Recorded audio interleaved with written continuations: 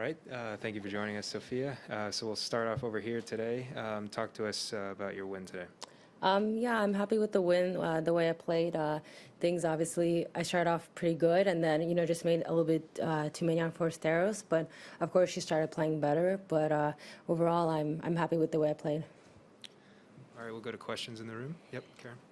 When you're trying to get back into match shape, is it almost like a double disappointment that you don't get to play the full match, that there's a retirement, so you don't get maybe that second set of match? Oops. Or are you just happy to get the rest? And No. This obviously is not the way I wanted to win, and I obviously hope she's going to feel better. It was a good match, and I hope she's going to feel better for Australia, for Aussie Open. But yeah, it's unfortunate, but I feel like I played well, so it's a win. I'm going to take it, of course, but.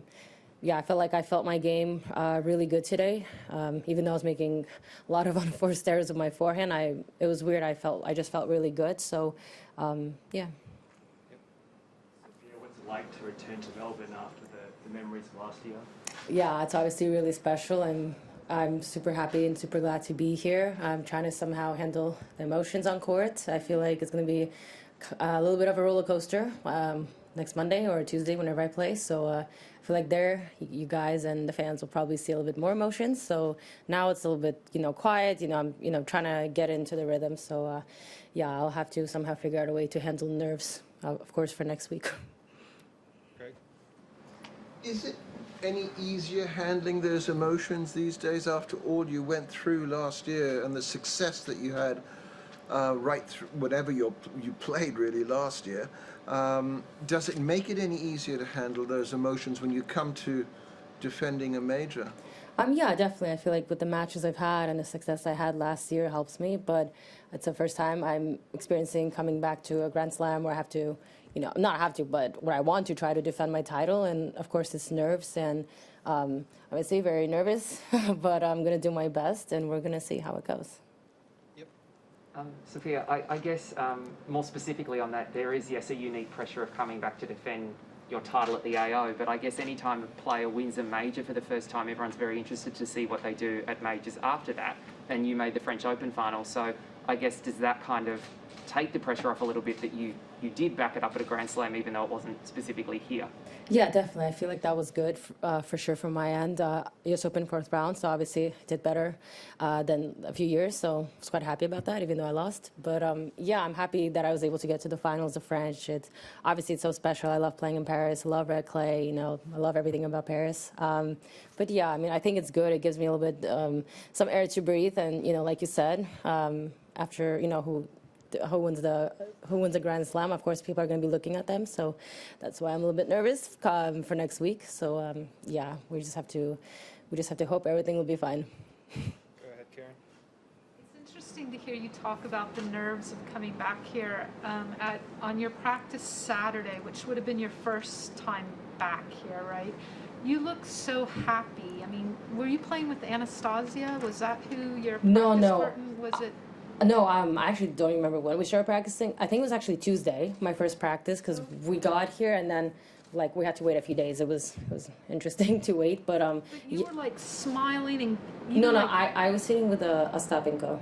Oh, okay. Yeah, and it's funny. We had our first practice on Rod Laver, so great. I was actually, I was smiling. I was super excited. So yeah, you did not look nervous at all. You looked the most relaxed. That's good because I'm a little bit nervous. I'm trying to handle it and trying to show I'm all good when I'm shaking. The last two in the room will go Craig and finish in the back.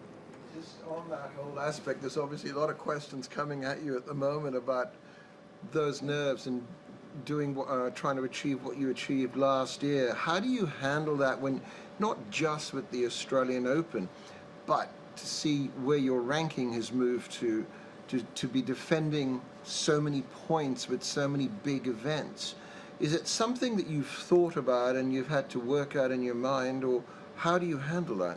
Well, to be honest, Australia gives me a little bit of a little bit to calm down since I'm not losing points, which obviously I cannot complain. I'm happy that this is the case, but I'm gonna obviously have to I've got Paris coming up, and I will lose points there. Hopefully not a lot or any. We'll see. But yeah, I just got to figure out a way how to handle everything. But I feel like I'm playing well. I obviously got to where I am, and hopefully will continue playing well. And yeah.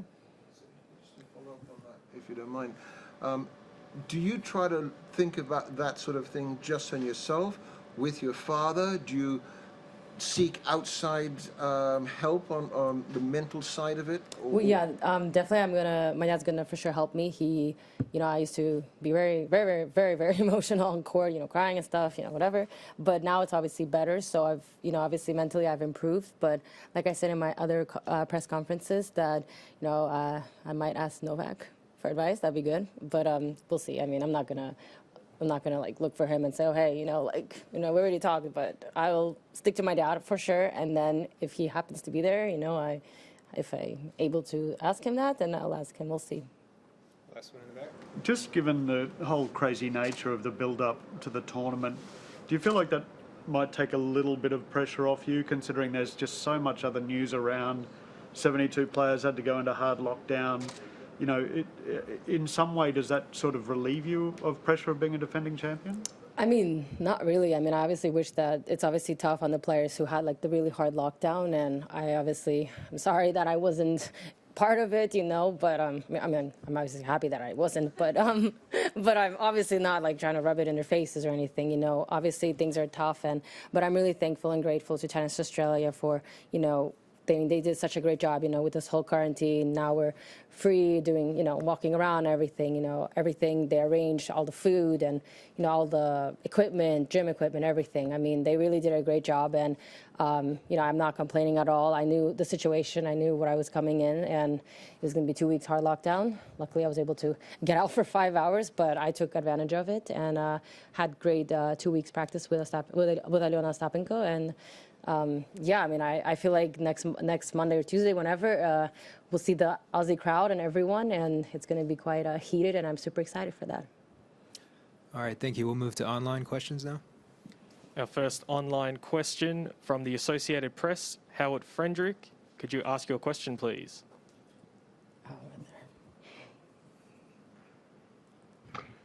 Hi, Sofia. Hi.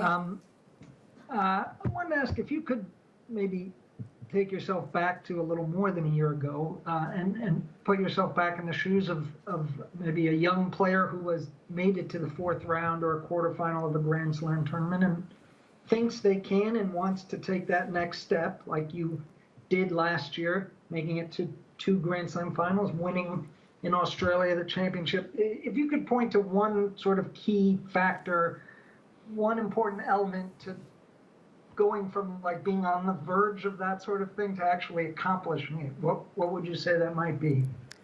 Well, it's a lot. I can make a list, but I guess your confidence is definitely a major one for sure. You have to believe in yourself. That's that's definitely, mentally you have to be fully prepared and ready to compete and, grind every match after match. So I feel like I mentally prepared myself really well, and the confidence, of course, built me up, and did not get to the quarterfinals. I only got to the fourth round before Australia and France. So it was obviously, I felt that I obviously can be there. It was obviously the second week of a major, that I did not get that far ever. It was always third round. And I obviously got a lot of confidence after that. And, luckily I obviously proved to people that I am where I am today. Thank you. Our next online question from Ubi Tennis, Ivan.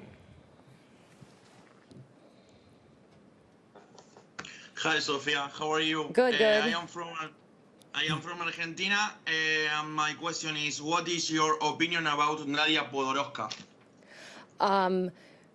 I played her a while ago, and she's a great girl. I don't really know her so well, but she has a really good game, a tough game. She had a great run at French.